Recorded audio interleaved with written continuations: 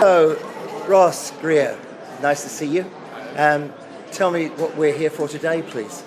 This is the Radical Independence Campaign's opportunity to get together and to reconsider how do we actually take this movement forward. I was here at the first Radical Independence Conference quite a few years ago now, before the first referendum, and we're in a totally different place now. Scotland has changed, the UK has changed, we are facing the prospect of another referendum sometime relatively soon.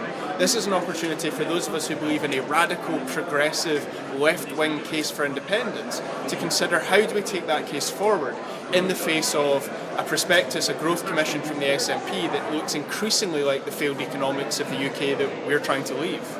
I see, and I know that your views as a Green Party member do differ quite considerably from the SNP.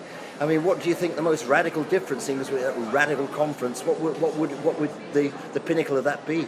Well, the SNP's Growth Commission is about fundamentally sticking with the underlying failure of UK economics, sticking with neoliberalism, limiting public spending. The Greens believe in a Scottish Green New Deal. We want to transform Scotland's economy, to play our part in tackling the climate crisis, and to give us the kind of economy, the kind of society that we deserve in this country. That means investment in our public services, rebuilding the state in Scotland so that we can in turn create that new economy, so that we can create these new industries. We need not just a national investment bank, we need regional investment banks. We need fair free public transport across the country on a radically improved system of public transport. We need to create hundreds of thousands of new jobs in the economy of the future in clean energy. The SNP are unfortunately committed to North Sea oil and gas past 2050. That's totally incompatible with the idea of tackling the climate crisis before the tipping point in 2030. The Greens recognise that the oil and gas industry needs to end, but the industry we can replace it with has far more jobs, far better quality jobs, and lasting jobs. So we believe in a just transition for the workers in that economy. Now, that's great for that bit, but seeing as the last time I spoke to you was about Flamingo Land, and that was something of a triumph, wasn't it? Tell us all about the Flamingo Land project, which was the most, what did Prince Charles say, a hideous carbuncle on the face of a good friend? Oh no, you're not old enough to remember that, surely, Ross. No. But it was when he was talking about the National Gallery, they're going to add a piece to that, and he didn't like the architecture.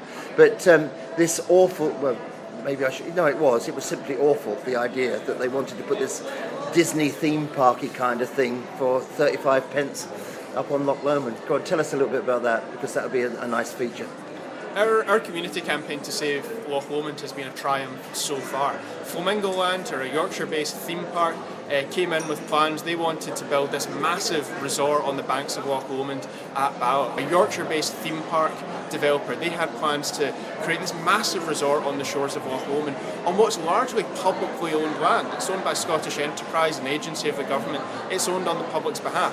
What Flamingo Land wanted to do was environmentally destructive. The community desperately didn't want it. It wasn't going to help the local economy. In fact, it was going to endanger jobs in many of the small businesses who thrive around Loch Lomond.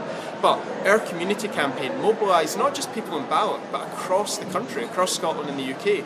We lodged almost 60,000 objections, which sets a record for a Scottish planning application. We got West Bartonshire Council to unanimously oppose them. And in the end, the National Park themselves, their own planning officers, recommended rejection. So we managed to win. Flamingo Land withdrew their application, and we're not expecting them to come back anytime soon. But we do know they'll come back eventually, and we'll be ready to see them off again. Well, we need a big cheer at the end of that. So thank you very much, Ross. That's very kind of you. Very kind indeed.